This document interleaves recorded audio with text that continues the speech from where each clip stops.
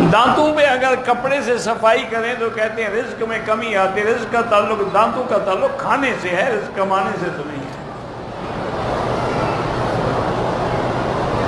عورت کے لیے کسی عالم دین سے بیعت کرنے کا کیا حکم ہے؟ اگر واقعی کوئی قابل اعتبار ہو اور سنت پہ چلنے والا ہو تو عورت بھی بیعت کر سکتی ہے۔ حضور کی بیعت عورتوں نے نہیں کی تھی، وہ بیعت علیہ السلام تھی، لیکن بیعت تو تھی نا۔ لیکن شرط یہ ہے کہ پیر جو ہے وہ صحیح معنوں میں کتاب و سنت پہ چلنے والا ہو اور پردے میں بیٹھ کے زبانی کلامی بیعت کرے، یہ نہیں کہ ہاتھ ملا کے بیعت کرے۔ غیر محرم سے ہاتھ ملانا حرام ہے۔ عورت اگر اپنے بدن کی صفائی کے لیے ریزر استعمال کرے، کوئی چیز مقصد صفائی ہے،